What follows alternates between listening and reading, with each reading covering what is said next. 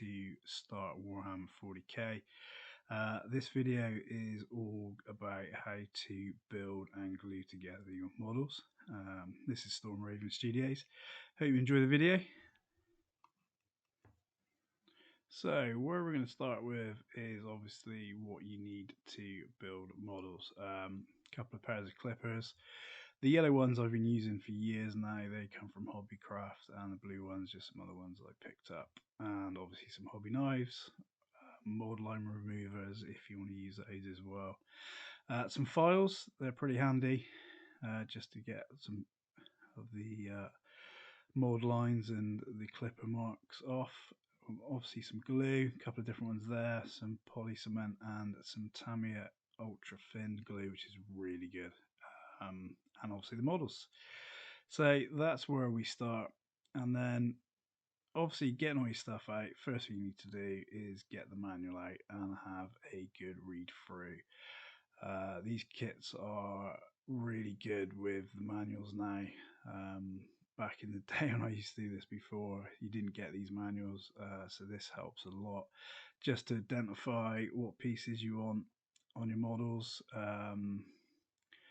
Obviously these kits sometimes aren't very flexible in how you put them together, so you really need to pay attention to what numbers you need for stuff. So it's always good just to read through the manual, just check what you want, which poses you want, what parts you want, and then we get on to clipper and the mate. So obviously with the clippers, there's a couple of different ways to do this. One, if you are clippering out something flat, you can really get nice and flush against it. So for example, the torsos on these dudes, get nice and flat with it. You can take off most of the plastic that you don't want. Then we have some bits, things like the backpacks and the shoulder pads. They're a little bit different, a little bit tricky to get some of these bits out. And what I will do, which will come up in a second, is I actually take the clippers slightly away from the piece that we're clippering out, and that just gives you a little bit left on the model itself that you then need to trim off, but it just saves you clippering too much off in one go. Okay.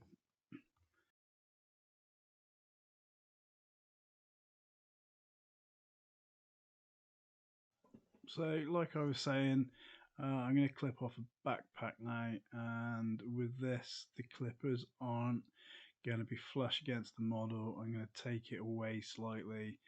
It does leave a little bit of plastic on, but it's a lot easier to trim that off when it's off the sprue than when it is actually on the sprue. Okay. And just a little bit of a close-up, bit better with the camera at this point. Excuse the focus, but as you can see with this, because it's a slightly curved edge, what I'm doing is I'm keeping the clippers away from the actual plastic piece, and then I'll clean that up afterwards. It's a lot easier to clean it up when it's off the sprue. And again, so this one, to be honest, I could have clipped this nice and snug up to the actual plastic with that part. This part again, I want to take it away slightly, just holding the piece before it jumps out because you don't want to lose it on the floor. But this was done so I can show you in a minute how I cleaned it up off the sprue, and it's just a lot better. I'm probably going to fast forward this bit, so I'll speak to you in a second.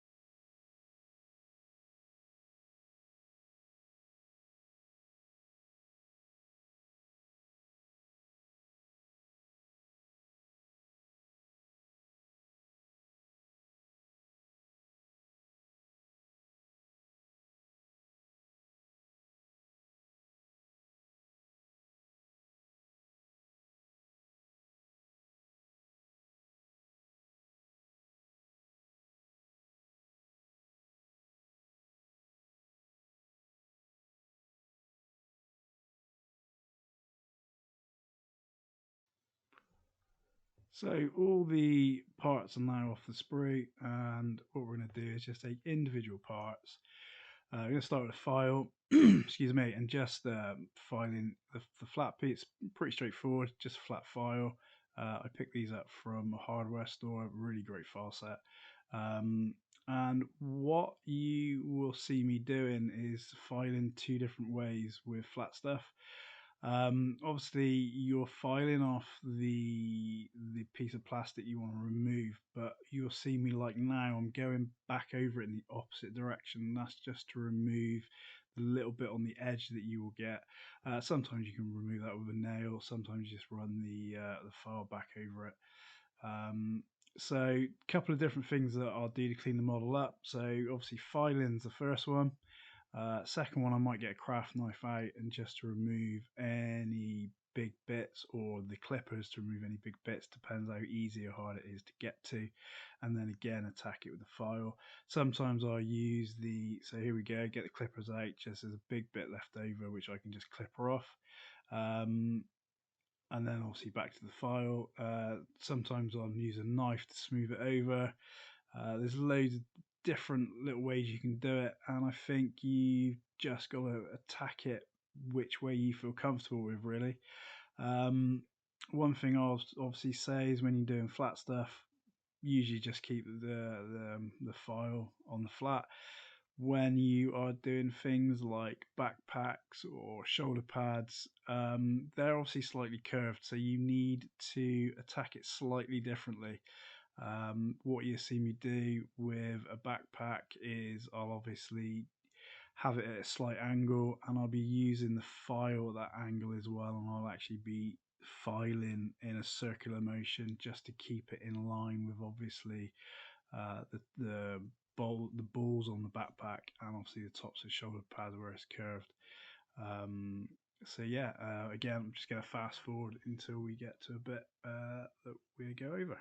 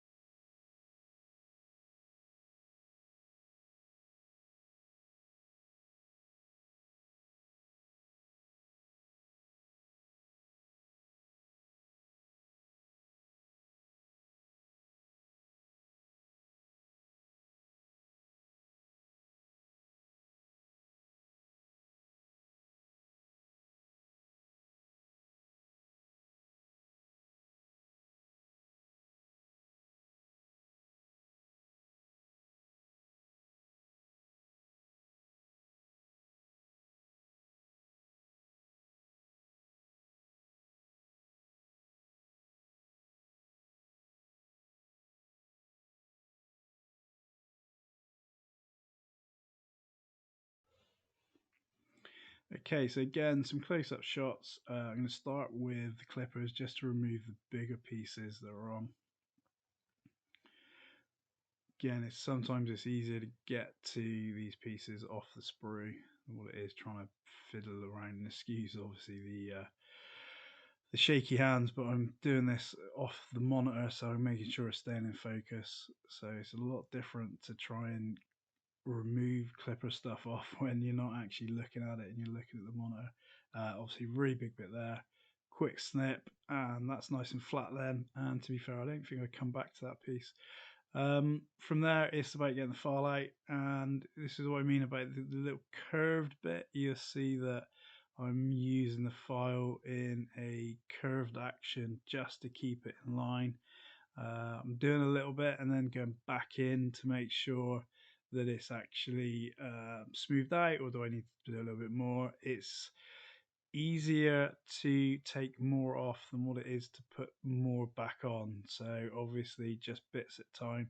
I've got the most of it off, and I just think what I want to do now is a little bit more detailed work. So I get the knife out. Be careful with a knife when you're doing this stuff. You can use a mold line remover if you wanted to.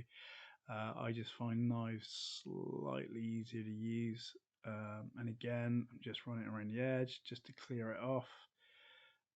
And you see me do this in a few passes. Again, you see how much plastic comes off. And yeah, so I'll do that for the shoulder pad and I'll do that for the head as well. Okay.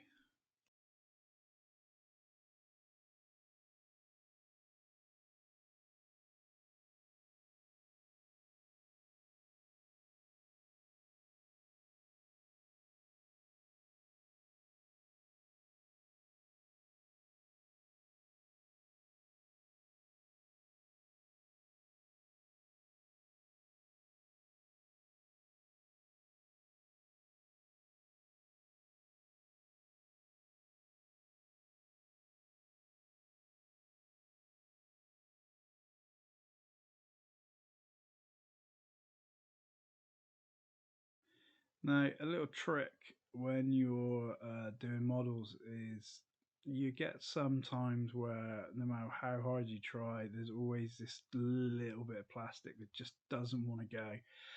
And you risk damaging the model if you carry on. So what I do at this point is I just take some Tamiya thin cement and just run it over that piece. And what'll happen is that'll actually melt the glue back, the plastic, and it gives you a better finish than what you would probably get by going too far with the files of the knives. So again, just a little trick there. See, it doesn't look very nice at this point. Quick go over with the cement, and it just cleans it up nicely. Okay, you will get this glossy finish, but it looks bigger than what it is on the camera. It's nice and smooth. Um, and then when you prime it, it just looked perfect. So little tip there, if you've got some little bits that you can't quite get rid of, just go over a bit with the Tamiya cement. Okay, and then basically we're back to finishing off with all the files. So again, I'll fast forward this bit, and I will catch you in a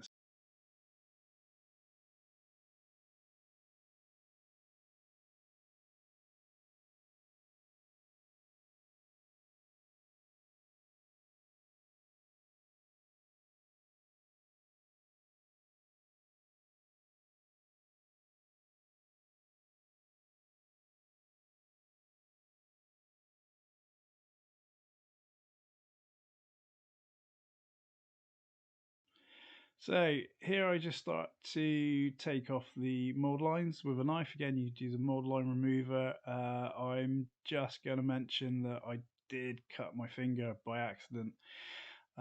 It was really stupid. I don't even know how I did it, to be honest. It just happened off camera. I think it was a brand new blade, and I just think I pressed onto the knife edge. So when you are using knives, just be really careful. Accidents do happen. So mold line removers, obviously this wouldn't happen, but I just find a little bit of extra control with the knife. Okay, so just be careful with that one.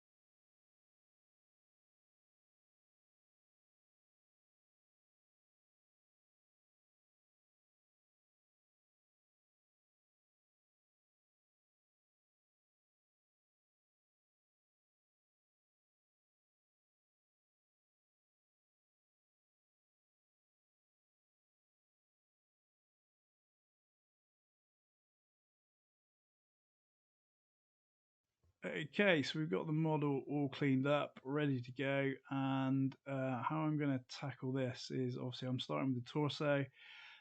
This ultra fine poly cement from Tamiya is really one of the best glues I think I can use for plastic models.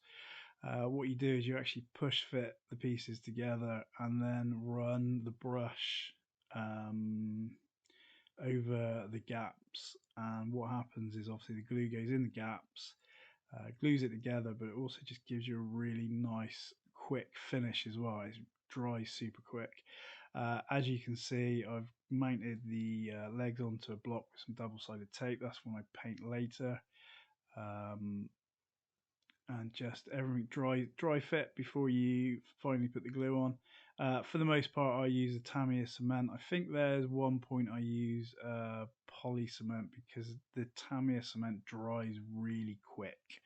And don't get much of a working time with that. So I think if I remember rightly, at one point I do get the poly cement out, and I will be doing a video on glues and the different on glues at some point in the near future. But yeah, so basically, I'll fast forward this bit because it's pretty straightforward. Dry fit everything, a little bit of glue, don't overdo the glue, and yeah, I will see you at the other side when it's done.